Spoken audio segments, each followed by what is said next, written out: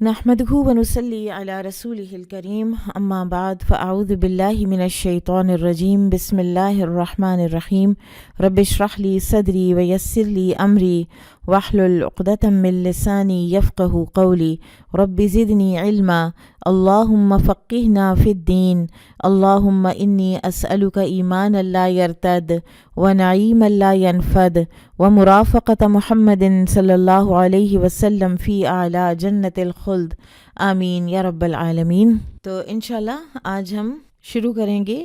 بابو حل یعفى عن الذمی اذا سحر،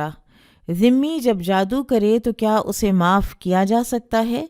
وقال ابن وهب اخبرنی یونس عن ابن شہاب سئل اعلی من سحر من اہل العہد قتل، ابن شہاب سے کسی نے پوچھا اعلی من سحر من اہل العہد قتل، کہ کوئی اہل عہد یعنی ذمی اگر سحر کرے جادو کرے تو کیا اس کے لیے قتل ہے، اس کو قتل کیا جائے گا واپسی؟ قال، تو انہوں نے کہا بلغنا ان رسول اللہ صلی اللہ علیہ وسلم، ہم تک یہ حدیث پہنچی ہے کہ رسول اللہ صلی اللہ علیہ وسلم قد سنع لہ ذالک، کہ آپ پر جادو کیا گیا تھا، فلم یقتل، تو آپ نے قتل نہیں کیا، من صنعہ، جس نے کیا تھا اس کو، وکان من اہل الکتاب، جب کہ وہ جادو کرنے والا اہل کتاب میں سے تھا، یعنی اس وقت کا ذمی تھا۔ اب یہاں پر پوری بات جو ہے نا وہ یہ ہے کہ دراصل رسول اللہ صلی اللہ علیہ وسلم اپنی ذات کے لیے کسی سے انتقام لیتے ہی نہیں تھے۔ تو یہ جو جادو آپ کے اوپر ہوا، یہ لبید بن عاصم ایک شخص تھا، تو اس نے اپنی بہنوں سے کروایا تھا، اور وہ بہت ہی بڑی جادوگرنیاں تھیں، اور آپ صلی اللہ علیہ وسلم کی کنگھی کے بالوں میں سے لے کر تو وہ کوئی نوٹس ٹائی کی گئی تھیں، اور پھر وہ اپنے سب واقعہ جو ہے وہ سیرت میں پڑھ رکھا ہے کہ جبرائیل علیہ السلام تشریف لائے اور پھر آپ کو بتایا گیا کہ آپ کے اوپر جادو کیا گیا ہے، اور فلاں کنویں کا جو پانی ہے اس کے نیچے وہ گریں تھیں اور بالوں میں گریں تھیں 11، اور پھر معوذتین پڑھ کر ان کو ایک ایک کر کے کھولا گیا تھا، تو آپ پر سے وہ جو شیکلز تھے وہ آپ پر سے ہٹ گئے۔ اور یہ واضح رہے کہ اس جادو سے آپ صلی اللہ علیہ وسلم کی نبوت کے جو فرائض ہیں ان میں کوئی فرق نہیں پڑا تھا۔ ہاں، یہ خیالات میں تھوڑی تبدیلی ضرور آئی تھی کہ ایسا لگتا تھا کہ جیسے کوئی کام کیا ہے جبکہ وہ نہیں کیا ہوتا تھا، اور بعض اوقات ایسا لگتا تھا کہ کوئی کام نہیں کیا اور وہ کیا ہوتا تھا۔ تو لہٰذا آپ صلی اللہ علیہ وسلم نے جو مین بات ہے وہ یہ ہے کہ اس سے کوئی بدلہ نہیں لیا تھا۔ البتہ جو ویسے جادوگر کی سزا ہے اسلام میں وہ یہ ہے کہ وہ واجب القتل ہے۔ حضرت عمر رضی اللہ تعالیٰ عنہ نے اپنی شہادت سے 1 سال پہلے خط لکھا تھا کہ جادوگروں کو قتل کر دیا جائے، اور مجوسیوں میں جتنے بھی یہ انسیسٹ ہے یعنی جو سگے بہن بھائیوں کی آپس میں شادی ہے اس کو بھی ختم کروا دیا جائے۔ تو وہ فرماتے ہیں راوی کہ ہم نے ایک دن میں 3 جادوگر قتل کیے تھے۔ لیکن یہ سٹیٹ کرے گی، یہ سب کچھ یہ کام سٹیٹ کرے گی، کوئی بھی انسان اٹھ کے کسی بھی انسان کا قتل جو ہے وہ اپنے ہاتھ سے نہیں کر سکتا۔ قانون اپنا سارا ایویڈنس وغیرہ قائم کرنے کے بعد تو پھر یہ کام کیا جاتا ہے۔ کوئی بھی سزا۔ قال حدثني محمد بن المثنى قال حدثنا يحيى قال حدثنا هشام قال حدثني أبي عن عائشة أن النبي صلى الله عليه وسلم سحر حتى كان يخيل إليه أنه صنع شيئا ولم يصنعه۔ عائشہ رضی اللہ عنہ سے روایت ہے کہ نبی صلی اللہ علیہ وسلم پر جادو کیا گیا یہاں تک کہ آپ کو خیال گزرتا کہ میں نے فلاں کام کر لیا ہے، حالانکہ آپ نے وہ کام نہیں کیا ہوتا تھا۔ بابو ما یحذر من الغدر، دغا بازی سے اجتناب کرنا۔ وقول اللہ تعالی، اور اللہ سبحانہ وتعالیٰ کا یہ فرمان، وَإِن يُرِيدُوا أَن يَخْدَعُوكَ فَإِنَّ حَسْبَكَ اللَّهُ، اگر کافر آپ کو دھوکہ دینا چاہیں تو اللہ تعالیٰ آپ کے لیے کافی ہے۔ یعنی اگر کوئی دشمن دھوکے یا بدعہدی کا ارادہ رکھتا ہے تو، اور اگر اس کی طرف سے دغا بازی کا خطرہ ہو بھی تو بھی صلح اگر کے لیے وہ ہاتھ بڑھاتا ہے تو صلح کے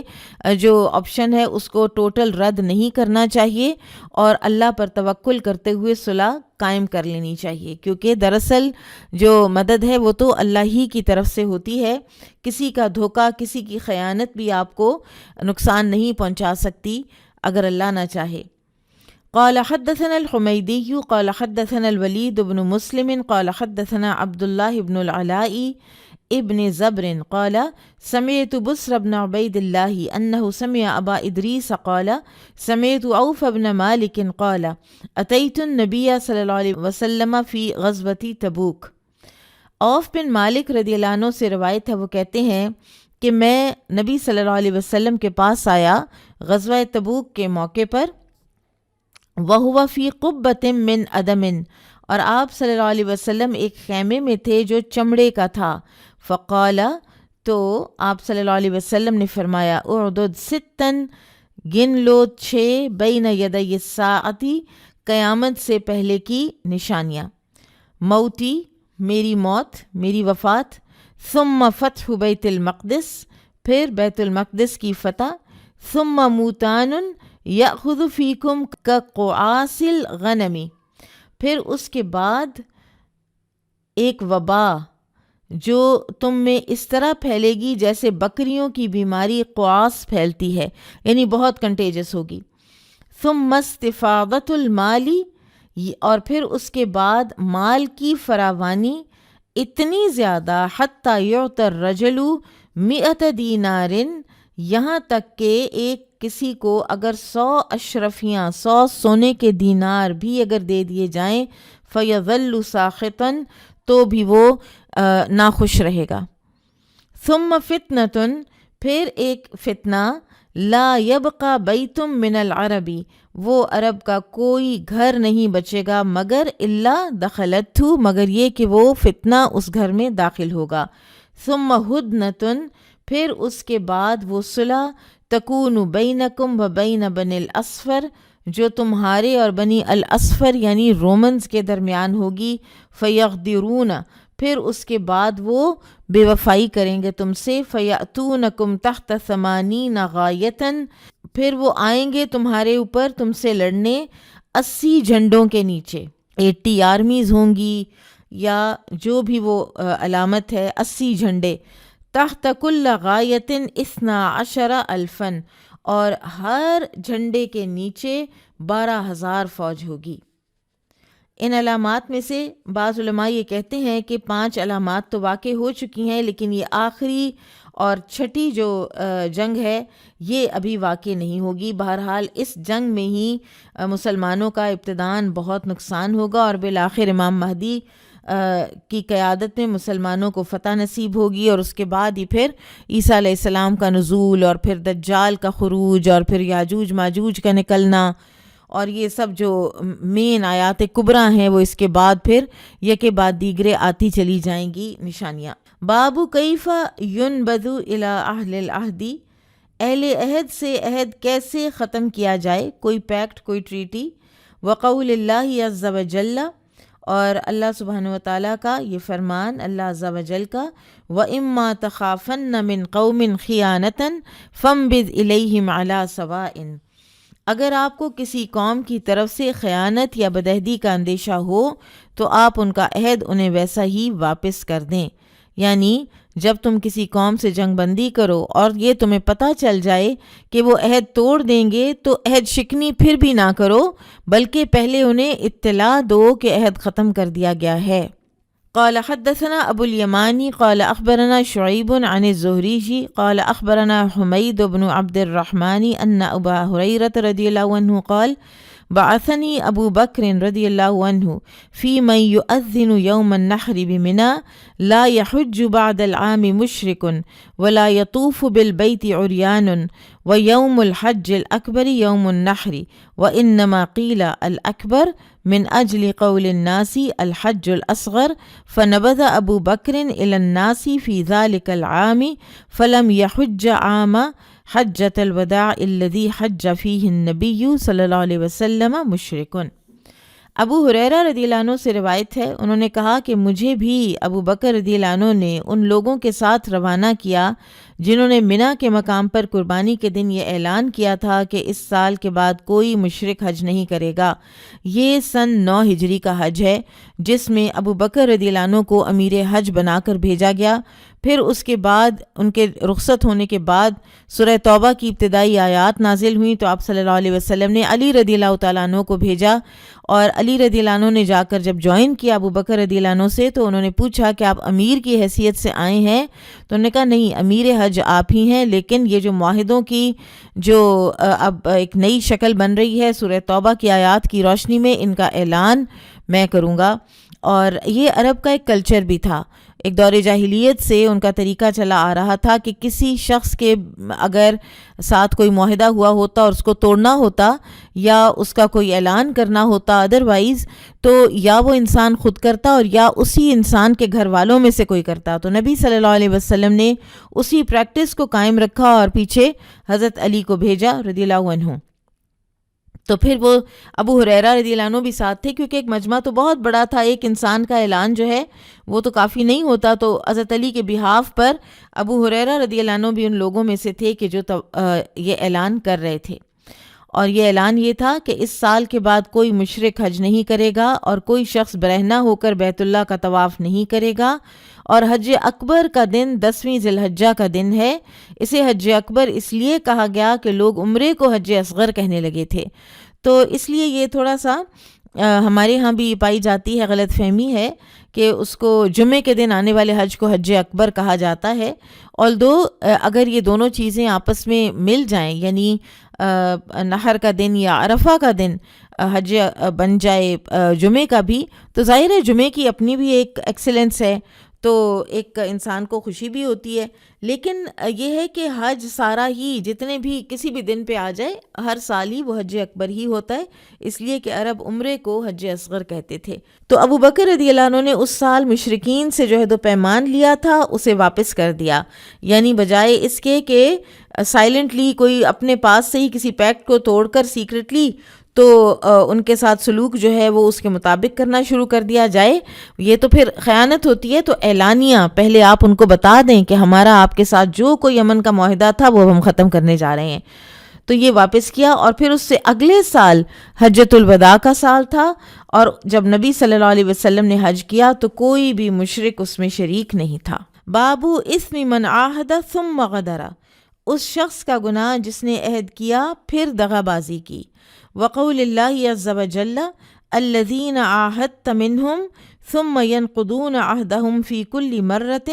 وہم لا یتقون، جن لوگوں سے آپ نے عہد کیا پھر وہ ہر دفعہ اپنے عہد کو توڑ ڈالتے ہیں اور وہ باز نہیں آتے، یعنی عہد شکنی کی سنگینی اتنی زیادہ ہے کہ اللہ تعالیٰ نے ایسے لوگوں کو بدترین جانور قرار دیا ہے، اور ان کے متعلق رسول اللہ صلی اللہ علیہ وسلم کو حکم دیا ہے کہ ایسے عہد شکن لوگ اگر آپ کو میدان جنگ میں مل جائیں تو انہیں عبرتناک سزا دیں، تاکہ ان کے پچھلے جو ہیں وہ سبق حاصل کریں کہ یہ کام ہم اہل ایمان کے ساتھ نہیں کر سکتے۔ اہل ایمان کا جو سیلف کنٹرول اور جو اصول پرستی ہے کہ ہم نے خود سے نہیں عہد کوئی توڑنا یا ہم نے کوئی سیکرٹلی عہد نہیں توڑنا، تو اس کو اہل ایمان کی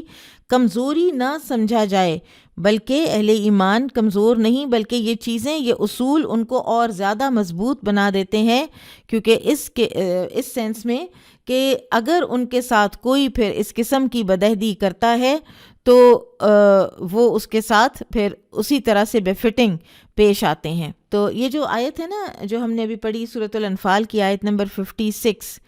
اس سے پہلی آیت اگر آپ دیکھیں نا تو وہ ہے ان شر الدواب عند اللہ الذین کفروا فہم لا یؤمنون، کہ بدترین جو جانور ہیں اللہ کے نزدیک یہ وہ لوگ ہیں کہ جنہوں نے کفر کیا اور وہ ایمان نہیں لاتے۔ الذین عاہدت منہم، یہ وہ لوگ ہیں جنہوں نے آپ سے عہد کیا، ثم ینقضون عہدہم، اور پھر انہوں نے عہد توڑا، فی کل مرۃ، ہر مرتبہ، وہم لا یتقون، اور نہیں وہ ڈرتے۔ صلح حدیبیہ ہی کو یاد کر لیجئے، کس طرح ان لوگوں نے عہد توڑا اور اس کے بعد فوری طور پر جب انہیں سمجھ آئی کہ یہ نقصان تو ہم اپنا کر بیٹھے ہیں، تو پھر ان کا جی چاہا کہ اب اس عہد کو ہم رینیو کریں، لیکن پھر آپ صلی اللہ علیہ وسلم نے اس کو رینیو نہیں کیا۔ قال حدثنا قتيبة بن سعيد قال حدثنا جرير عن الأعمش عن عبد الله بن مرة عن مسروق عن عبد الله بن عمرو رضی اللہ عنہما قال قال رسول اللہ صلی اللہ علیہ وسلم، عبداللہ بن عمر رضی اللہ عنہما سے روایت ہے کہ رسول اللہ صلی اللہ علیہ وسلم نے فرمایا، اربع خلال من کن فیہ کان منافقا خالصا، 4 خصلتیں ایسی ہیں کہ جس میں وہ ہوں گی تو وہ منافق ہے، خالص منافق۔ من اذا حدث کذب، وہ جو جب بات کرے تو جھوٹ بولے، واذا وعد اخلف، اور جب وعدہ کرے تو خلاف ورزی کرے، واذا عاہد غدر، اور جب کوئی معاہدہ کرے تو اس میں خیانت کرے۔ ایک ہے وعدہ آپس میں ایک دوسرے کے ساتھ انڈیویجول لیول کے اوپر، اور ایک وہ عہد ہے کہ جو کوئی ٹریٹی سائن کی جاتی ہے۔ وَإِذَا خَاصَمَ فَجَرَ، اور جب جھگڑا ہو تو گالی گلوچ پر اتر آئے، فسق و فجور پر اتر آئے۔ وَمَنْ كَانَتْ فِيهِ خَصْلَةٌ مِّنْهُنَّ، اور کسی میں اگر ان میں سے کوئی ایک خصلت ہے، کانت فیہ خصلۃ من النفاق، تو پھر اس کو پتہ ہونا چاہیے کہ اس کے اندر نفاق کی ایک خصلت موجود ہے، حتی یدعہا، یہاں تک کہ وہ اس کو چھوڑ نہ دے۔ تو لہٰذا اپنے آپ کو چیک کرتے رہنا چاہیے ان 4 چیزوں پر، خاص طور پر کہ کیا میری گفتگو میں، میری زبان میں، عام زبان میں جھوٹ ہے یا نہیں ہے، چاہے وہ کوئی واقعہ نریٹ کرنے میں ہو، وہ کوئی ایگزیجریشن کی بنیاد ہو، یا وہ ویسے جھوٹ ہو باقاعدہ، چھوٹے چھوٹے سفید جھوٹ بولنا بعض لوگوں کی عادت ہوتی ہے، بعض لوگ صرف عادتاً جھوٹ بولتے چلے جاتے ہیں۔ پھر اسی طرح اگر آپ کوئی وعدہ کریں تو اس وعدے کو نبھائیں، پھر اس کو پھر پورا کریں۔ کسی کے ساتھ آپ کی کوئی ٹریٹی ہو، کوئی پیکٹ ہو، تو اس کو بھی پھر پورا کریں، اور اگر کوئی آپ نے چیز ختم کرنی ہے تو پھر اعلان کر کے کریں، اس کو بتا کے کریں، اور اگر غصہ آ جائے تو پھر تہذیب کا اور گفتگو میں تہذیب کا جو دائرہ ہے اس کو بالکل بھی اس سے باہر نہیں نکلنا چاہیے، یہ منافقت کی علامت ہے۔ سو بیسکلی 4 چیزیں جو ہے نا، یہ کیا ہیں کہ انسان کو اپنے اوپر سیلف کنٹرول نہیں ہے۔ انسان جب اپنا فائدہ دیکھتا ہے جھوٹ بول لیتا ہے، جب فائدہ دیکھتا ہے یا سستی کرتا ہے، آؤٹ آف دا وے ہونا مشکل ہو رہا ہے تو وعدہ توڑ دیتا ہے، عہد توڑ دیتا ہے، اور اسی طرح غصے میں بھی آپے سے باہر ہو جاتا ہے۔ تو جس انسان کے اندر ایک پیشنس کا ایک لیول قائم ہے، اور جو یعنی کوئی سیلف کنٹرول اپنے اوپر ایگزرٹ کر سکتا ہے، ضبط نفس ہے اس کے اندر، تو اس کا مطلب ہے کہ ضبط نفس والا انسان جو ہے وہ منافقت سے دور ہوتا ہے انشاءاللہ۔ تو بہت ضرورت ہے اپنے آپ کو ان 4 خصلتوں پر چیک کرنے کی، کہیں ایسا نہ ہو کہ نفاق کی کسی نہ کسی علامت پر انسان دنیا سے چلا جائے تو کیا جواب دیں گے پھر ہم اللہ تعالیٰ کو، کہ اتنا پڑھنے کے باوجود بھی ہم اپنے اندر سے کوئی بات نہ نکال سکے، اپنے آپ کو اتنا سا بھی ہم چیک بھی نہ کر سکے۔ میں کل ہی پڑھ رہی تھی کسی عرب اسکالر کا، ان سے کسی نے پوچھا کہ آج کے دور میں منافقت کی کیا پہچان ہے، یعنی جنرلی کون ہوں گے منافق؟ تو انہوں نے کہا کہ وہ کہ جب مسلمانوں سے کوئی غلطی ہو تو اٹھ کھڑے ہوتے ہیں اور اس کی تشہیر کرنے لگ جاتے ہیں کہ مسلمانوں نے یہ کر دیا، اسلام یہ تو نہیں کہتا، وہ تو نہیں کہتا، اور کوئی اقوام عالم مسلمانوں کے اوپر کوئی ظلم کریں، کچھ کریں تو اس وقت بالکل مکمل خاموشی رکھتے ہیں۔ اللہ تعالی ہمیں بچائے ہر قسم کے نفاق سے۔ قال حدثنا محمد بن كثير قال اخبرنا سفيان عن الاعمش عن ابراهيم التيمي عن ابيه عن علي رضی اللہ عنہ قال، علی رضی اللہ تعالیٰ عنہ سے روایت ہے، وہ فرماتے ہیں، ما كتبنا عن النبي صلی اللہ علیہ وسلم الا القرآن، کہ ہم نے نبی صلی اللہ علیہ وسلم سے بس یہی قرآن لکھا، ہم نے اور کچھ نہیں لکھا سوائے اس قرآن کے۔ وما فی هذه الصحیفہ، اور کچھ چیزیں جو اس صحیفے میں ہیں۔ قال النبی صلی اللہ علیہ وسلم، تو نبی صلی اللہ علیہ وسلم نے فرمایا تھا، ایک کوئی صحیفہ تھا جو تلوار کے نیام کے اندر علی رضی اللہ عنہ رکھتے تھے، جس کے اندر کچھ اسی طرح جزیے کی اور ذمیوں کے کچھ اور دیت کے قوانین جو بتائے گئے ہوئے تھے، تو وہ لکھے ہوئے تھے تعلیمات۔ ایک طرح سے آپ سمجھیں کہ احادیث کے کچھ ٹاپکس جو ہیں وہ لکھ رکھے تھے انہوں نے۔ المدینۃ حرام ما بین عائر الی کذا، تو اس میں یہ تھا کہ مدینہ جبل عائر سے فلاں پہاڑی تک حرم ہے۔ فمن احدث حدثا، تو جو کوئی اس میں کسی بدعت کو رواج دیتا ہے، او آوا محدثن، یا وہ کسی بدعتی کو پناہ دیتا ہے، فعلیہ لعنت اللہ، تو اس پر لعنت ہے اللہ کی، والملائکتی، اور فرشتوں کی، والناس اجمعین، اور تمام انسانوں کی، لا یقبل منہ عدل ولا صرف، نہ اس کی کوئی عبادت قبول ہوگی فرض اور نہ ہی کوئی نفل، وذمۃ المسلمین، اور مسلمانوں کا کسی کو پناہ دینا، یعنی ایک کسی مسلمان کا کسی انسان کا ذمہ لے لینا کہ یہ میری پروٹیکشن میں ہے، واحدۃ، ایک ہی جیسا ہے، یسعی بہا ادناہم، کہ اس کے لیے کوئی کم تر آدمی بھی کوشش کر سکتا ہے، یعنی کوئی کمتر آدمی بھی اگر کسی کو پناہ دے گا تو باقی معاشرہ کہے گا کہ ہاں یہ فلاں کی پناہ میں ہے، اس کو اب کچھ نہیں کہا جا سکتا۔ فمن اخفر مسلما فعلیہ لعنت اللہ والملائکۃ والناس اجمعین، لہٰذا جس شخص نے بھی کسی مسلمان سے بدعہدی کی اس پر اللہ تعالیٰ کی، اس کے فرشتوں کی اور تمام لوگوں کی لعنت ہوگی۔ لا یقبل منہ صرف ولا عدل، اس کی کوئی نفل یا فرض عبادت قبول نہیں ہوگی۔ ومن والا قوما بغیر اذن موالیہ، اور پھر ایک اور شخص جس نے اپنے آقاؤں کے بغیر کسی دوسرے کو اپنا آقا ظاہر کیا، یعنی یہ جو غلامی ہے اس میں کہ ایک غلام جو ہے وہ ایک فیملی کا غلام ہے اور وہ کہتا ہے کہ فلاں کا نہیں ہوں فلاں کا ہوں، فعلیہ لعنت اللہ والملائکۃ والناس اجمعین، تو اس پر بھی اللہ تعالیٰ کی، اس کے فرشتوں کی اور تمام لوگوں کی لعنت ہے۔ لا یقبل منہ صرف ولا عدل، اس کی بھی کوئی فرض یا نفل عبادت قبول نہیں ہوگی۔ قال ابو موسیٰ قال حدثنا ہاشم بن القاسم قال حدثنا اسحاق بن سعید عن ابیہ عن ابی ہریرہ رضی اللہ عنہ قال کیف انتم، ابو ہریرہ رضی اللہ عنہ سے روایت ہے، وہ کہتے ہیں کہ کیسے ہوگے تم، یعنی اس دن کیا حال ہوگا تمہارا، اذا لم تجتبوا دینارا ولا درہما، جب تم جزیے کے طور پر نہ حاصل کر سکو گے ایک دینار یا ایک درہم، درہم و دینار آنے بند ہو جائیں گے جزیے کے طور پہ۔ فقیل لہو، تو کہا گیا ان سے یعنی ابو ہریرہ سے، وَكَيْفَ تَرَى ذَلِكَ كَائِنًا یا ابا ہریرہ، ابو ہریرہ آپ کیا خیال کرتے ہیں کہ ایسا کس طرح ہوگا، یعنی لوگوں کو اس وقت مسلمانوں کے لیے تو یہ بڑی ہی فار فیچڈ بات تھی نا کہ اللہ تعالیٰ نے جتنی اس وقت قوت اور جو اقتدار کے اور دے رکھے تھے، اسلام کے جو عروج وہ دیکھ رہے تھے کہ اس میں اب ہو کیسے سکتا ہے کہ درہم و دینار جزیے کے طور پر آنے بند ہو جائیں۔ قال، تو انہوں نے فرمایا، ای والذی نفس ابی ہریرہ بیدہ، ہاں قسم اس ذات کی جس کے ہاتھ میں ابو ہریرہ کی جان ہے،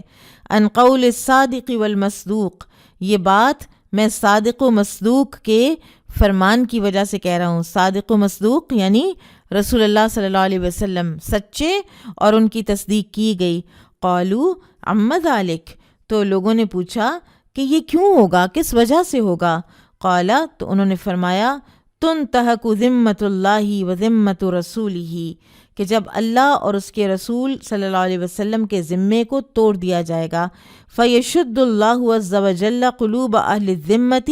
فیمنعون ما فی ایدیہم، تو پھر یعنی مسلمان دغا بازی کریں گے تو اللہ تعالیٰ ان ذمیوں کے دل سخت کر دے گا اور جو کچھ ان کے ہاتھوں میں ہے وہ جزیے کے طور پر نہیں دیں گے، وہ تگڑے ہو جائیں گے کہ ان کا تو آپس میں اتنی پھوٹ ہے، یہ آپس میں ایک دوسرے سے بدعہدیاں کرتے ہیں، کوئی دو اکٹھے نہیں ہیں، تو اس طرح تو انسان کی قوت ٹوٹ جاتی ہے نا، اقوام کی قوت ٹوٹ جاتی ہے۔ آج آپ دیکھیں کہ کس طرح اقوام عالم جو ہیں وہ اکٹھی ہیں اور ایک کامن انیمی اسلام جو انہوں نے بنا رکھا ہے اس کے اگینسٹ، اور اگر اسلام نہ ہو تو یہ سب بھی آپس میں لڑ لڑ کے مر جائیں، کوئی لو لاسٹ نہیں ہے، لیکن ان کو پتہ ہے کہ اگر ہم اپنے کسی بھی کاز میں،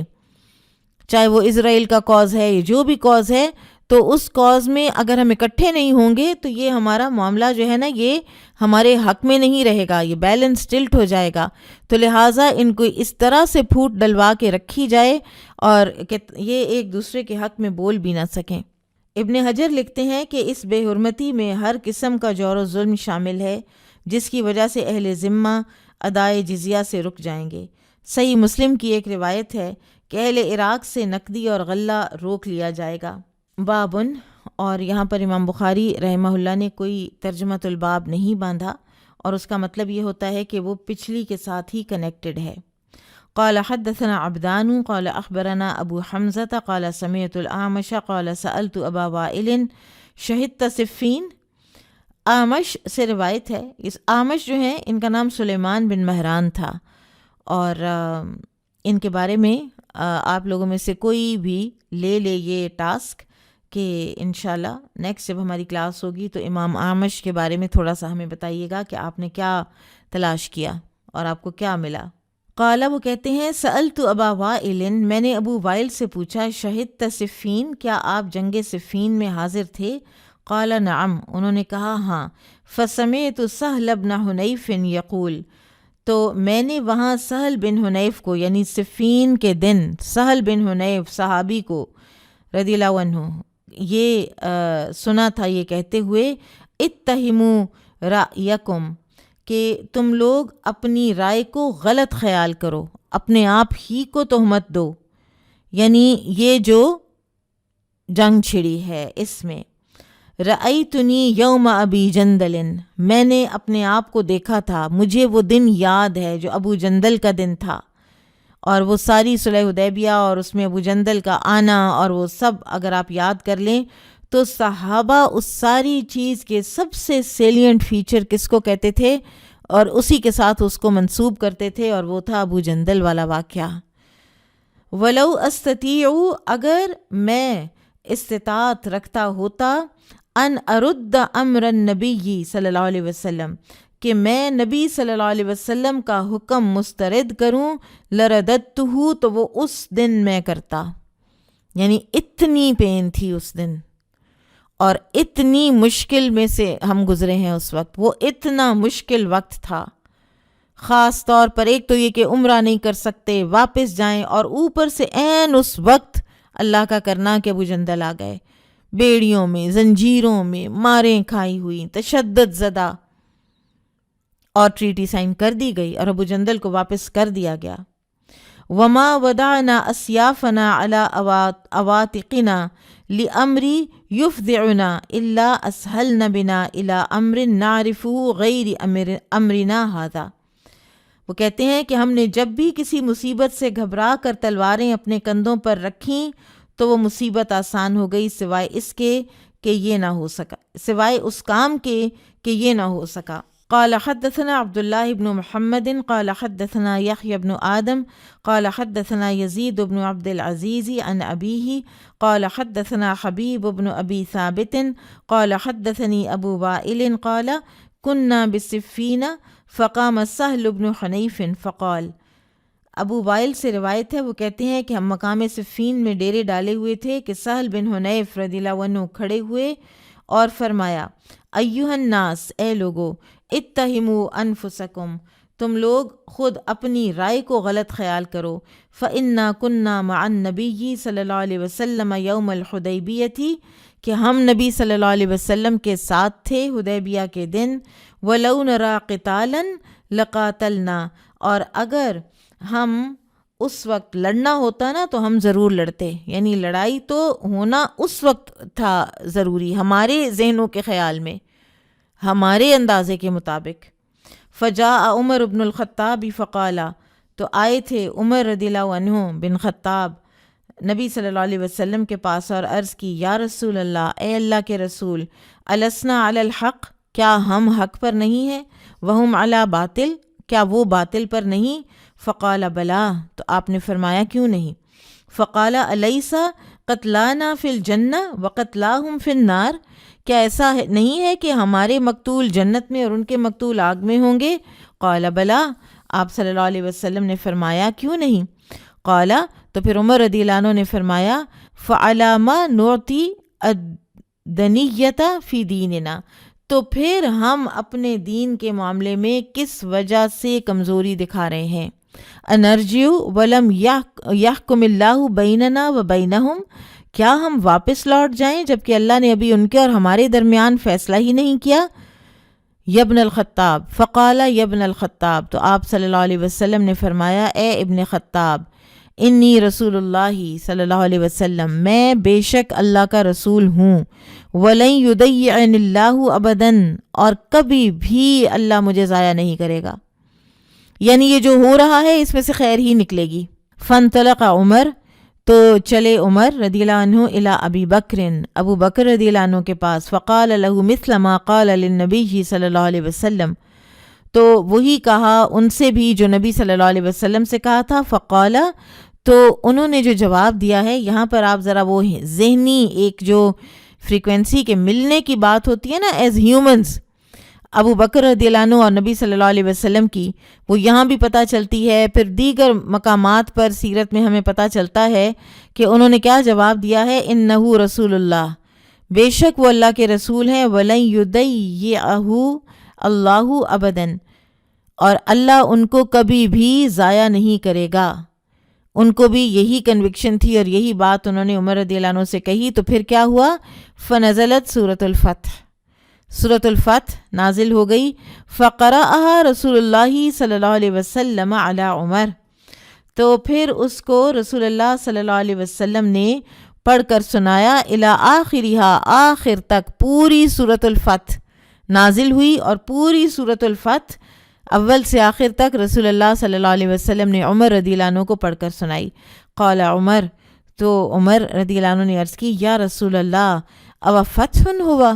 یا رسول اللہ کیا یہ فتح ہے؟ قال نعم، تو آپ نے فرمایا کہ ہاں، اور واقعی یہی فتح تھی، کیونکہ اس کے بعد ہی 2 سال کے اندر اندر مکہ فتح ہو گیا تھا۔ اس دن 1400 لوگ تھے اور فتح مکہ کے دن ساتھ 10,000 لوگ تھے۔ یہ 2 سال کا جو پیس تھا اس میں ہی مسلمان اتنے زیادہ بڑھے، تبلیغ کے مواقع ملے، خطوط لکھے گئے، اسلام پھیلا، لوگوں کی مسلمانوں کے ساتھ انٹریکشنز ہوئے، جو ڈرتے تھے جنگوں سے، قریش کو ناراض کرنے سے، انہوں نے جب ڈائریکٹ انٹریکشنز کیے مسلمانوں کے ساتھ تو انہوں نے دیکھا کہ یہ تو بڑے اچھے لوگ ہیں، اور بڑے لوگ، بڑی دنیا مسلمان ہوئی ان 2 سالوں میں، اور اسی کے بعد پھر مکہ فتح ہو گیا۔ اب یہاں پر بیسکلی جو پیچھے باب تھا، اسمی من عاہد ثم غدر، اس شخص کا گناہ جس نے عہد کیا پھر دغا بازی کی۔ تو دراصل مسلمانوں کا آپس میں جو ہے نا جنگ، وہ بالکل ایک اور حیثیت رکھتی ہے۔ جب اہل ایمان کی کفار کے ساتھ جنگ ہو تو مقتول جو ہیں وہ ہوتے ہیں جنت میں مسلمانوں کے، اور کفار کے مقتول جو ہیں وہ ہوتے ہیں جہنم میں۔ لیکن جب مسلمانوں کے ساتھ جنگ ہوتی ہے تو ایسے میں نہ تو کوئی شہید قرار پاتا ہے، آگے جو قیامت کے دن ہے اس میں بھی مسلمانوں کی آپس کی جنگ کا سوال ضرور ہوگا۔ اللہ تعالیٰ اپنے رحم و کرم سے معاف کر دیں، اللہ تعالیٰ بعض پرس نہ کریں بعض مسلمانوں سے جن کی وجہ سے کوئی جنگیں چھڑیں آپس میں، تو وہ اللہ تعالیٰ کی شان رحیمی ہے، اور ہمیں اللہ تعالیٰ سے امید ہے کہ اللہ تعالیٰ کچھ اجتہادی جو خطائیں ہوئیں بعض مسلمانوں سے جن کے نتیجے میں جنگیں ہوئیں ان کو ضرور معاف فرمائے گا، اس لیے کہ ان کی دیگر خدمات اسلام کے لیے بہت بڑی ہیں۔ تو جب قریش نے عہد شکنی کی تو اللہ تعالیٰ نے انہیں سزا دی اور مسلمانوں کو ان پر غالب کر دیا۔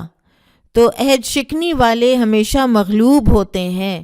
چاہے وہ یہ سمجھیں کہ ہماری یہ عہد شکنی وقتی طور پر ہمیں اپر ہینڈ دے دے گی، لیکن دراصل وہ مغلوب ہوتے ہیں۔ بالکل اسی طرح جیسے قریش نے صلح حدیبیہ کے بعد سمجھا کہ یہ ہم اپنے قبیلے کو جو 2 قبائل آپس میں لڑ پڑے تھے، اپنے حلیف قبیلے کی ہیلپ کر دیں گے، کچھ نہیں ہوتا۔ تو وہ جب ہوا اور اس کے بعد پھر جب یہ ٹریٹی ٹوٹی تو بس پھر اس کے بعد مسلمانوں کے لیے there was no looking back. اور صفین کی جو جنگ ہے یہ فرات کے کنارے کے پاس ایک مقام ہے صفین، یہ وہاں ہوئی تھی علی رضی اللہ عنہ اور معاویہ رضی اللہ عنہ کے درمیان، اور اس جنگ میں سہل بن حنیف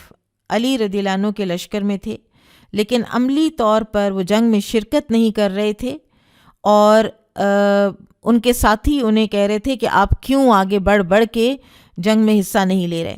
وہ اپنا نظریہ اور اپنا پوائنٹ پروو کر رہے تھے حضرت علی کے ساتھ ہوتے ہوئے، لیکن اس کے ساتھ ہی وہ جنگ میں حصہ پریکٹیکلی نہیں لے رہے تھے. تو لوگوں نے ان کو کہا کہ آپ کیوں پیچھے پیچھے ہیں. تو اس وقت انہوں نے لوگوں کو واعظ کرتے ہوئے فرمایا کہ رسول اللہ صلی اللہ علیہ وسلم نے ہمیں لڑنے کا حکم نہیں دیا تھا. یہ تمہاری غلطی ہے کہ تم اپنی تلواروں سے اپنے ہی بھائیوں کو قتل کرنے پر تلے ہوئے ہو. یعنی ہم نے اگر قتل کرنا ہوتا تو ہم ابو جندل والے دن کرتے قتل، ہم نے اس دن بھی نہیں کیا، حالانکہ سامنے کفار تھے. تو یہ جو لڑنا جھگڑنا جو ہے یہی تو نہیں ہر چیز کا حل ہوتا. قال حدثنا قتيبة بن سعيد قال حدثنا حاتم بن إسماعيل عن هشام بن عروة عن أبيه عن أسماء بنت أبي بكر رضي الله عنهما قالت قدمت علي أمي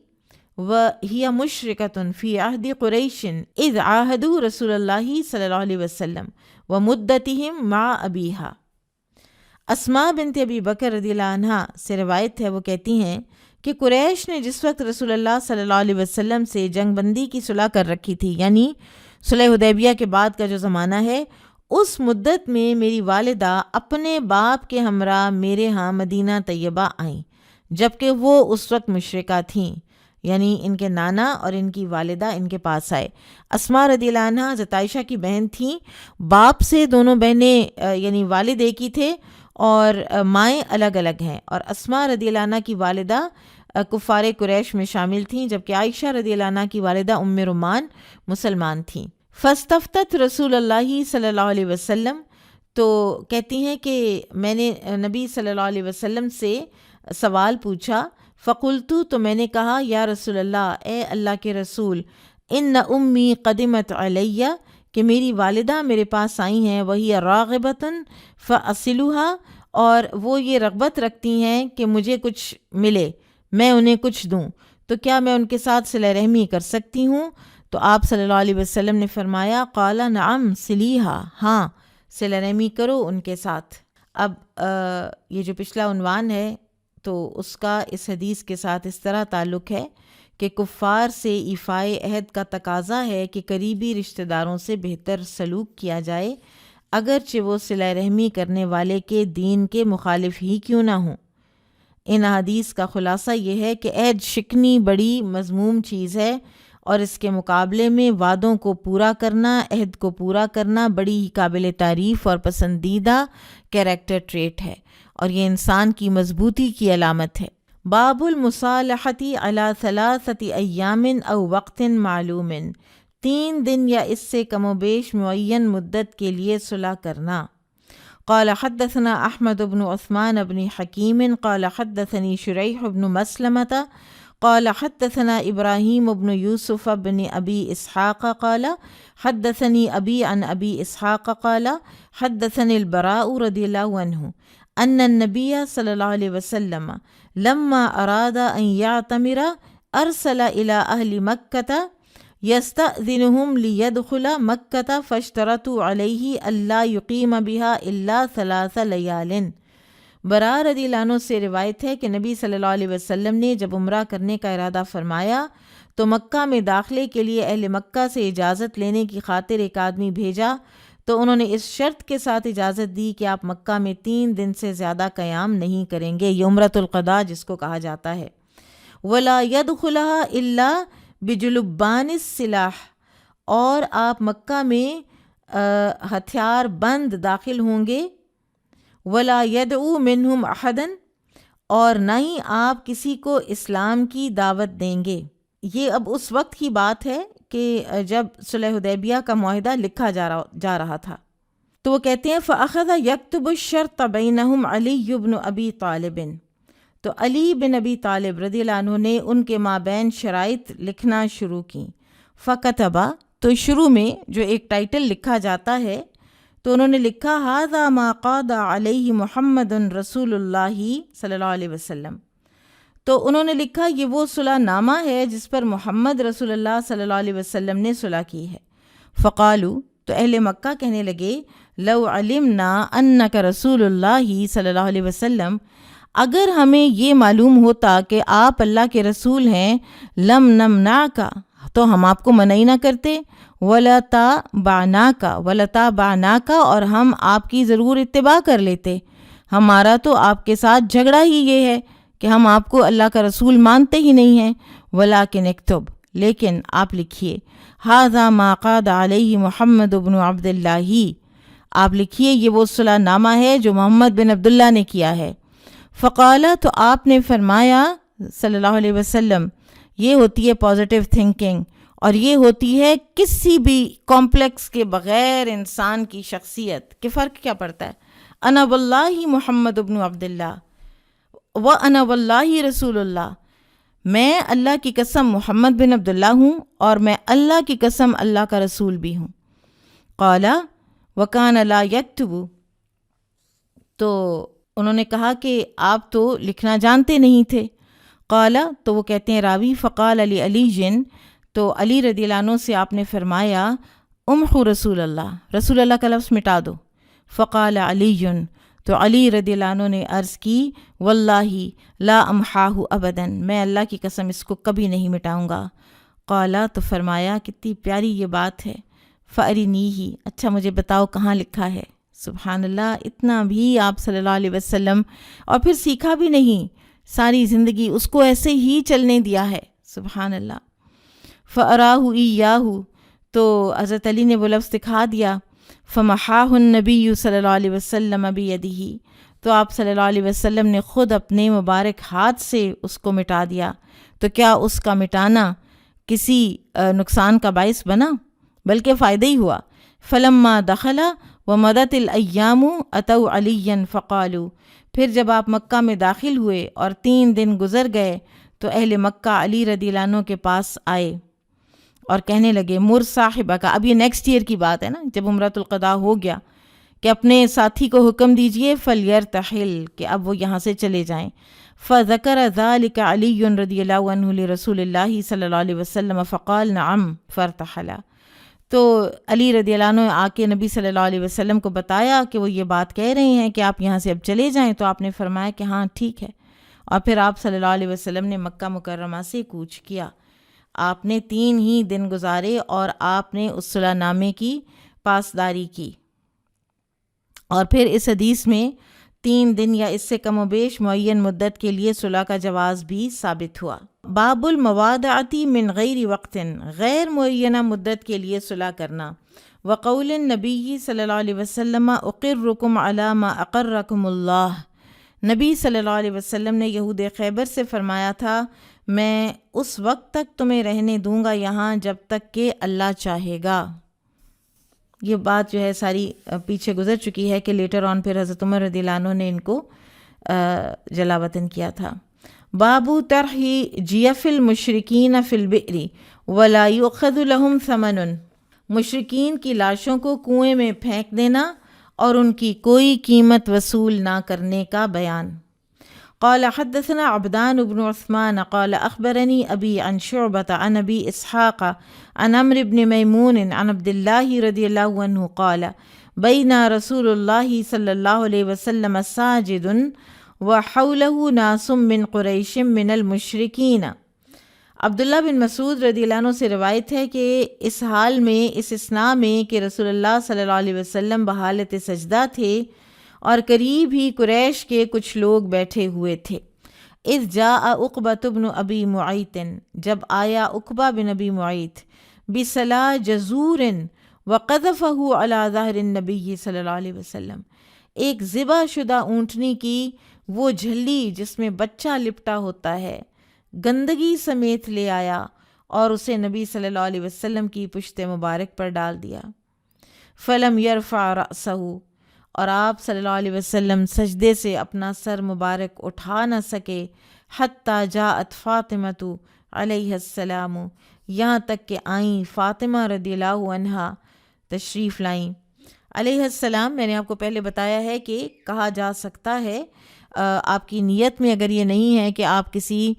غیر نبی کو صرف سلامتی کے لیے کی دعا کے لیے یہ کلمہ بول رہے ہیں تو آپ بول سکتے ہیں،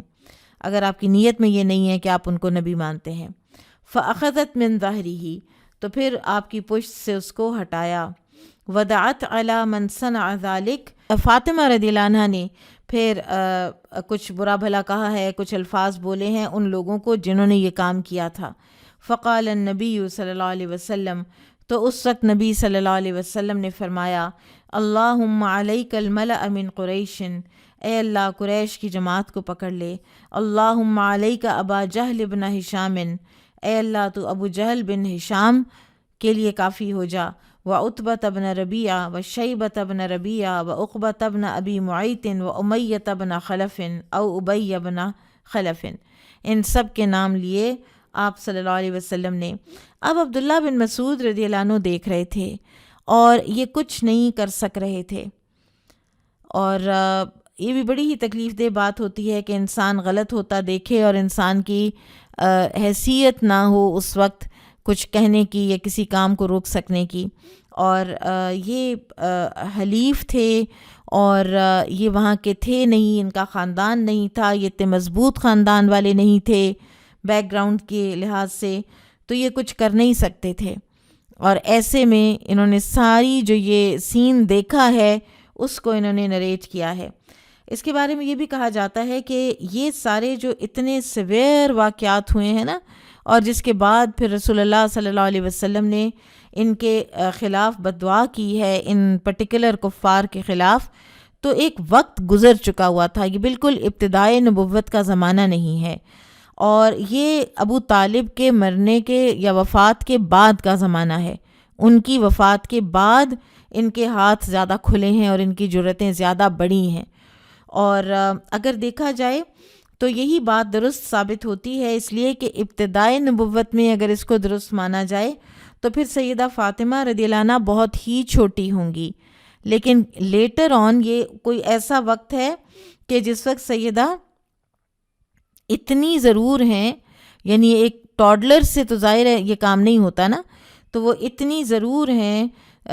10 سال کی یا 8 سے 10 سال کے درمیان کی عمر ہے اس بچی کی، ان کی، کہ جو آئی ہیں اور آ کے اپنے والد پر سے ہٹاتی ہیں یہ ساری چیزیں۔ اسلام میں جب بھی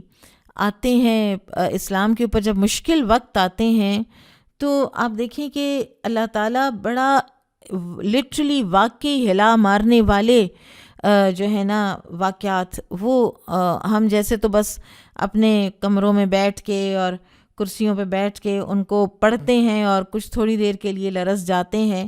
لیکن آج بھی جن کے اوپر یہ حالات گزر رہے ہیں، یا پچھلے بھی سالوں میں یا پچھلے نسلوں میں یا نبی صلی اللہ علیہ وسلم کے زمانے میں یا اس سے پہلے کے اہل ایمان میں، جب بھی یہ حالات واقعات آئے ہیں تو آئے ایسے ہیں کہ یعنی پھر دشمنوں نے بچوں کا لحاظ بھی نہیں کیا۔ یہاں پر یہ بالکل ایک چھوٹی سی بچی ہے کہ جو بھاگی ہوئی آئی ہیں، کسی نے جا کر بتایا ہے۔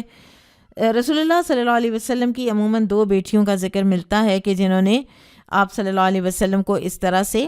اٹھایا یا کسی کی چیز سے، ایک میں زینب رضی اللہ عنہ کا ملتا ہے، بڑی سب سے صاحبزادی، اور یہ سب سے چھوٹی فاطمہ رضی اللہ عنہ ان کا ملتا ہے کہ وہ بھی جب مٹی اور کچھ پھینکی تھی اس طرح سے، تو ایک کسی آن لوکر نے جو نریٹ کیا ہوا ہے سیرت ابن ہشام میں ہے کہ ایک بچی آئی اور وہ شی واز ریڈینٹ، چمک رہی تھی وہ، ماشاء اللہ لا قوت الا باللہ۔ رسول اللہ صلی اللہ علیہ وسلم کی صاحبزادیاں کس چیز میں سے وہ گزری ہیں اور کیا ان کے حالات رہے ہیں، یعنی دین کے لیے جتنی انہوں نے صعوبتیں اٹھائی ہیں۔ رقیہ رضی اللہ عنہ نے ہجرت کی ہے، وہ حبشہ چلی گئیں، مڑ کے پھر اپنی والدہ کو بھی نہیں مل سکیں،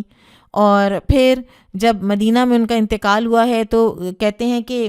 اپنے وقت وفات پر وہ چھوٹی دونوں بہنیں پاس تھیں، فاطمہ رضی اللہ عنہ اور ام کلثوم رضی اللہ عنہ، اور وہ جو بڑی بہن مکہ میں تھیں ابھی زینب، وہ بڑی بہن کو یاد کر رہی تھیں اس وقت بیفور ڈائنگ۔ تو یہ اتنے پراشوب جو واقعات ہیں یہ آتے ہیں اہل ایمان کے اوپر، یہ آتے ہیں اہل ایمان کے اوپر، اور آزمائے بھی وہی جاتے ہیں کہ جو اس کا کوئی نہ کوئی رکھتے ہیں دل کے اندر، ایک یعنی اتنی دل کے اندر طاقت اور وسعت ہوتی ہے۔ تو اللہ تعالیٰ عافیت عطا فرمائے، لیکن یہ ہے کہ جب بھی مسلمان آزمائے جائیں تو ان کے لیے دعا ضرور کرتے رہنا چاہیے۔ کم از کم the least we can do اس کے ہم ان کو اپنی دعاؤں میں یاد رکھیں۔ فَلَقَدْ رَأَيْتُهُمْ قُتِلُوا يَوْمَ بَدْرٍ، عبداللہ بن مسعود کہتے ہیں کہ ان سب کو جن کے نام لے لے کے آپ صلی اللہ علیہ وسلم نے فرمایا تھا، تو ان کو میں نے دیکھا یہ سب کے سب بدر کے دن قتل ہو کے پڑے ہوئے تھے۔ اب یہ اینڈ اگر ہے نا، یہ اینڈ ہے مکہ کے ٹائمز کا، تو پھر اگر سن 11 نبوت ہے یا جو بھی سال ہے، تو اس کے 2 یا 3 سال کے درمیان یہ بالکل پانسا پلٹ چکا ہے۔ اور اس وقت آپ صلی اللہ علیہ وسلم مکہ میں ایک طرح سے اتنے کمزور تھے کہ آپ کے ساتھ اس طرح کے مظالم کیے جا رہے تھے، اور بیٹی ہے بچانے والی آگے۔ تو اس طرح حالات بدلتے ہیں۔ اللہ تعالیٰ کب کسی کمزور کو مضبوط کر دے اور مضبوط کی ساری طاقت چھین لے، یہ اللہ تعالیٰ کے لیے کچھ بھی مشکل نہیں ہے۔ فَأُلْقُوا فِي بِئْرِ غَيْرَ أُمَيَّةَ أَوْ أُبَيٍّ فَإِنَّهُ كَانَ رَجُلًا ضَخْمًا۔ اچھا، وہ کہتے ہیں کہ ان سب کو ایک اندھے کنویں میں پھینک دیا گیا تھا، بدر کے کنویں میں، قلیب کے کنویں میں پھینک دیا گیا تھا، سوائے امیہ بن خلف کے۔ بہرحال راوی کو شک ہے کہ امیہ تھا یا ابئی تھا، لیکن ہمیں پتہ چلتا ہے کہ یہ امیہ ہی تھا، امیہ بن خلف، جو بلال رضی اللہ عنہ کا آقا تھا اور آپ رضی اللہ عنہ کو بہت تکلیفیں دیا کرتا تھا۔ تو اس کو جب مارا انصار نے اور یہ گرا، اور یہ اتنا موٹا آدمی تھا کہ گھسیٹا نہیں جا رہا تھا، اور یہ اس کو پکڑتے تھے تو اس کا جسم جو ہے وہ الگ ہونے لگ گیا ہوا تھا۔ تو مسلمانوں نے دور سے اس کو پتھروں سے ڈھانکا تھا، اس کے اوپر ڈال کے پتھر، تو پتھروں سے اس کو ڈھانکا، اور یہ ایک طرح سے بefitting ایک اس کا اینڈ تھا کہ جو وہ گرم پتھروں کے اوپر بلال رضی اللہ عنہ کو ڈالا کرتا تھا اور لٹایا کرتا تھا، تو انہی پتھروں، اسی طرح کے پتھروں کے نیچے اللہ سبحانہ وتعالیٰ نے اس کو دبوایا۔ فلما جروہ تقطعت اوصالہ قبل ان یلقى فی البئر، جب اسے کنویں میں پھینکنے کے لیے کھینچا گیا تو کنویں میں پھینکنے سے پہلے اس کے سارے جوڑ الگ الگ ہو گئے، تو اس کو پھر کوئی نہ کھینچ کے لے کے گئے۔ اور آپ صلی اللہ علیہ وسلم نے مشرکین کی لاشوں کی کوئی قیمت نہیں لی تھی کہ کسی کا دل کرے، یا ظاہر ہے ابو جہل کے خاندان والوں کا دل نہیں ہوگا کہ ہمیں اپنے باپ کی لاش ملے اور ہم اس کو کوئی ایک آنریبل بیریل دیں۔ تو آپ صلی اللہ علیہ وسلم نے نہ قیمت لی اور ان کو پھینکوا دیا قلیب کے کنویں میں۔ اور ایک غزوہ خندق کے موقع پر ایک آدمی جسے مارا تھا مسلمانوں میں سے کسی نے، تو مشرکین نے اس کی لاش کو خریدنا چاہا، تو آپ صلی اللہ علیہ وسلم نے فرمایا تھا کہ ہمیں نہ تو اس لاش کی ضرورت ہے اور نہ ہم اس کی قیمت ہی وصول کرنا چاہتے ہیں۔ تو سیرت میں آتا ہے کہ مشرکین اس کی 10,000 درہم قیمت ادا کرنے کو بھی تیار تھے۔ تو آپ صلی اللہ علیہ وسلم نے فرمایا تھا ہم رک جاتے ہیں، ایک سائڈ پہ آ جاؤ اور آ کے اپنا اٹھا کے لے جاؤ، ہمیں تمہارے اس مرے ہوئے کافر کی لاش کی قیمت نہیں چاہیے۔ اور جو بدر کے قیدی بھی تھے ان کے بارے میں بھی آپ صلی اللہ علیہ وسلم نے فرمایا تھا نا کہ اگر آج مطعم بن عدی زندہ ہوتا اور وہ مجھ سے ان بدبودار لوگوں کے بارے میں بات کرتا تو میں اس کی خاطر ان سب کو یوں ہی چھوڑ دیتا، میں کسی ایک کا بھی رینسم نہ لیتا۔ وجہ مطعم بن عدی نے آپ صلی اللہ علیہ وسلم پر ایک احسان کیا تھا، جب طائف سے واپسی پر آپ جا ہی نہیں سک رہے تھے مکہ کے اندر، تو اس نے آپ کو پروٹیکشن دی تھی۔ باب اسم الغادر للبر والفاجر، ہر برے بھلے سے غداری کرنے والے کا گناہ۔ قال حدثنا ابو الولید قال حدثنا شعبة عن سلیمان الاعمش عن ابی وائل عن عبد اللہ وعن ثابت عن انس عن النبی صلی اللہ علیہ وسلم قال، عبداللہ بن مسعود اور انس رضی اللہ عنہ سے روایت ہے، وہ نبی صلی اللہ علیہ وسلم سے بیان کرتے ہیں کہ آپ صلی اللہ علیہ وسلم نے فرمایا لِكُلِّ غَادِرٍ لَوَاءٌ يَوْمَ الْقِيَامَةِ، قیامت کے دن ہر غدار کے لیے ایک جھنڈا ہوگا۔ قال احدهما ينصب وقال الآخر يرى يوم القیامہ یعرف به، ان راویوں میں سے ایک کا بیان ہے کہ وہ جھنڈا نصب کیا جائے گا اور دوسرے کا بیان ہے وہ قیامت کے دن دکھایا جائے گا جس سے دغاباز کی شناخت ہوگی۔ یعنی قیامت کے دن ہر کوئی اپنے اعمال کے بنیاد پر بھی پہچانا جا رہا ہوگا، اور وہ جھنڈا اس کے پاس ہوگا اور اس جھنڈے کو دیکھ کے لوگ کہیں گے کہ اچھا اس کے پاس دغابازی والا جھنڈا ہے، اور پھر یہ کہ ہر کوئی جو ہے نا وہ اپنے اعمال کے مطابق متکبر فرعون کے پیچھے ہوں گے اور دغا باز کے جھنڈوں کے پیچھے ہوں گے، تو انسان کا عمل انسان کے اوپر لکھ دیا جائے گا، اس کے اوپر برانڈ کر دیا جائے گا، اس سے وہ پھر وہ جھنڈا چھوڑ نہیں سکے گا اپنے ہاتھ سے، کہ میں لوگوں کو کیسے دکھاؤں کہ میں اس جھنڈے کے تلے ہوں یا میں نے یہ جھنڈا اٹھا رکھا ہے، وہ پھر اٹھانا پڑے گا۔ قال حدثنا سليمان بن حرب قال حدثنا حماد بن زيد عن أيوب عن نافع عن ابن عمر رضي الله عنهما قال سمعت النبي صلى الله عليه وسلم يقول لكل غادر لواء ينصب يوم القيامة بغدرته۔ عبداللہ بن عمر سے روایت ہے، وہ کہتے ہیں کہ نبی صلی اللہ علیہ وسلم کو میں نے یہ فرماتے ہوئے سنا، ہر غدار کے لیے ایک جھنڈا ہوگا جو اس کی دغابازی کے سبب گاڑا جائے گا۔ اس حدیث سے ہمیں معلوم ہوا کہ غداری حرام ہے، خاص طور پر اگر وقت کا حکمران ملک و ملت سے غداری کرتا ہے تو اس کی سنگینی مزید بڑھ جاتی ہے، کیونکہ اس کے غدر کی وجہ سے ملک کا نقصان اور قوم کی اذیت بڑھ جاتی ہے۔ مجھے آؤٹ آف دا بلو میرے ذہن میں آ گئے ہیں راشد منہاس، اللہ تعالیٰ ان کے اوپر رحم فرمائے اور ان کی قربانی کو قبول فرمائے، کہ کس طرح انہوں نے پرسیو یہ کر لیا تھا اور ان کو بے ہوش بھی کر دیا گیا تھا، اور وہ جو تھا ان کا انسٹرکٹر وہ اکراس دا بارڈر وہ پلین لے کے جا رہا تھا اور اس کے اندر کوئی ملک کے سیکرٹس تھے، اور کس طرح وہ ایک مووی بھی بنی تھی، ایک لانگ پلے تھا اور اس طرح، تو بڑا ان کی ایمان افروز ہے ان کی بھی داستان، سبحان اللہ۔ اور آپ دیکھیے کہ یہ ایک ملک بیسڈ چیز تھی، اور الحمدللہ کہ ایک مسلمان ملک کی اس کے اندر انہوں نے یہ کیا، لیکن آپ دیکھیے کہ وہ جو انسٹرکٹر تھا اس کا نام اگر آپ جاننا چاہیں گے نا تو آپ کو کہیں جا کے سرچ کرنا پڑے گا، آپ کو جا کے کہیں دیکھنا پڑے گا کہ اچھا وہ کون تھا، اور لیکن نام اگر زندہ ہے تو ان کا زندہ ہے، ہر کوئی بچہ جانتا ہے، اور اب تو کتنے سال گزر گئے ہیں، وہ نسل بھی جو ہے کوئی ان میں سے باقی ہے پھر بھی۔ قال حدثنا علی بن عبد اللہ قال حدثنا جریر عن منصور عن مجاہد عن طاووس عن ابن عباس رضی اللہ عنہما قال قال رسول اللہ صلی اللہ علیہ وسلم یوم فتح مکہ۔ ابن عباس رضی اللہ عنہما سے روایت ہے، وہ کہتے ہیں کہ رسول اللہ صلی اللہ علیہ وسلم نے فتح مکہ کے دن فرمایا، لا ہجرت، اب ہجرت نہیں ہے، یعنی اب تو مکہ بھی دارالاسلام بن گیا ہے، مکہ سے نکلنے کی بھی وہ نہیں ہے، اور جو فتح مکہ سے پہلے ہجرت کا ایک مقام تھا وہ اب نہیں ہے، اور اب وہ فرض کے لیول پر بھی نہیں رہی، ولیکن جہاد و نیت، لیکن جہاد کی نیت اور اس کا حکم باقی ہے۔ جہاں کہیں بھی اسلام کے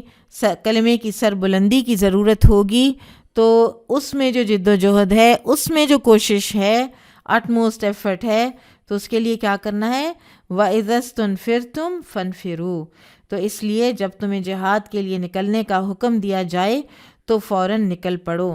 سورۃ الحدید میں آتا ہے نا، لا یستوی من انفق من قبل الفتح وقاتل اولئک اعظم درجۃ من الذین انفقوا من بعد وقاتلوا وکلا وعد اللہ الحسنى واللہ بما تعملون خبیر۔ نہیں برابر ہو سکتے وہ لوگ جنہوں نے فتح سے پہلے خرچ کیا اور وہ جو فتح سے بعد خرچ کر رہے ہیں۔ فتح سے پہلے خرچ کرنے والے زیادہ اعظم، زیادہ بڑے درجات پر فائز ہیں ان لوگوں کی بنسبت جنہوں نے فتح کے بعد خرچ کیا، لیکن اللہ سبحانہ و تعالیٰ فرماتے ہیں اس کا یہ مطلب نہیں ہے کہ فتح کے بعد والے اچھے مسلمان نہیں ہیں۔ وَكُلًّا وَعَدَ اللَّهُ الْحُسْنَى، سب کے ساتھ اللہ تعالیٰ نے بہت اچھے وعدے کر رکھے ہیں، بڑی حسین جنتوں کے وعدے کر رکھے ہیں۔ ہاں درجات میں چینجز ہو بھی سکتی ہیں۔ آپ دیکھیں اکرمہ بن ابو جہل فتح مکہ کے دن مسلمان ہوئے ہیں، لیکن بعد میں یرموک میں وہ شہید ہوئے ہیں، تو لہٰذا اللہ تعالیٰ درجات ضرور دیں گے، لیکن فرق بہرحال ہوتا ہے۔ ابو بکر صدیق اور سابقون الاولون کہیں اور مقامات کے اہل ہیں، اور یہ جو بعد میں آئے یہ ظاہر ہے ان کا وہ مقام نہیں ہے۔ وقال یوم فتح مکہ تھا، اور آپ نے فتح مکہ کے دن فرمایا ان ھذا البلد حرمہ اللہ یوم خلق السماوات والارض، یہ شہر ہے اس کو حرام ٹھہرایا ہے اللہ نے اس دن جس دن اللہ تعالیٰ نے آسمان و زمین تخلیق کیے تھے۔ فہو حرام بحرمت اللہ الی یوم القیامہ، اور یہ اللہ تعالیٰ کی اس حرمت کے باعث قیامت کے دن تک حرام ہی رہے گا۔ وَإِنَّهُ لَمْ يَحِلَّ الْقِتَالُ فِيهِ لِأَحَدٍ قَبْلِي، اس میں قتال میرے سے پہلے کسی ایک کے لیے بھی حلال نہیں تھا۔ وَلَمْ يَحِلَّ لِي إِلَّا سَاعَةً مِّن نَّهَارٍ، اور میرے لیے بھی جو اس کو حلال کیا گیا ہے تو یہ دن کی صرف ایک گھڑی کے لیے حلال کیا گیا ہے۔ وہ چند لوگ جن کا آپ نے فرمایا تھا کہ کعبہ کے پردوں میں بھی چھپے ہوئے ہوں تو ان کو قتل کر دینا،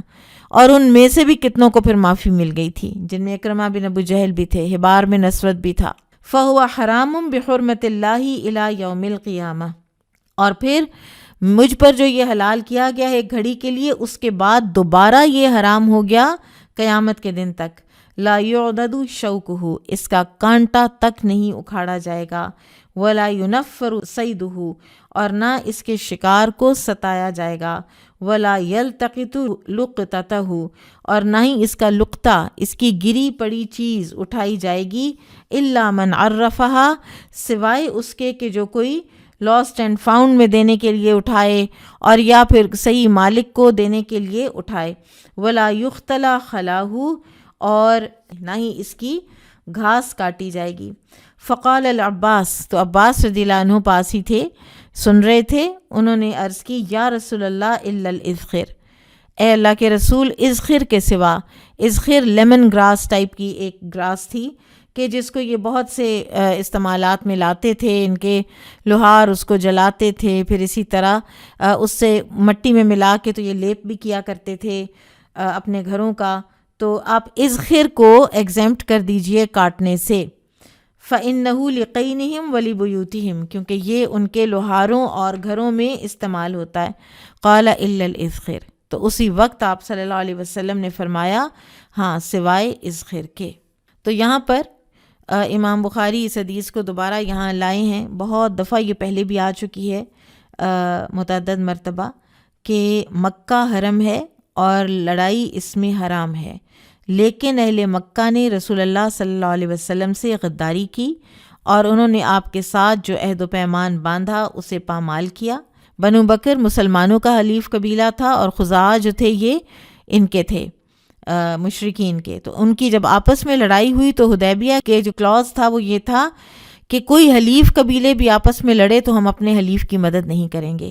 لیکن یہ فوراً بھاگے اور بنو خزاعہ کو انہوں نے اسلحہ تک بھی دیا۔ تو اللہ تعالیٰ نے ان کے اس جرم کی پاداش میں حرمت والے شہر اور حرمت والے مہینے میں ان کا مارنا اور قتل کرنا اپنے رسول کے لیے جائز قرار دیا۔ تو اس سے معلوم ہوا کہ دغا بازی بہت بڑا گناہ ہے اور اس کی سزا بہت سخت ہے۔ بارک اللہ فیکم۔ الحمدللہ کتاب الجزیہ والمبادعہ اللہ سبحانہ وتعالیٰ نے ختم کروائی۔ سبحانک اللہم و بحمدک، اشہد ان لا الہ الا انت، استغفرک و اتوب الیک۔ السلام علیکم و رحمۃ اللہ وبرکاتہ۔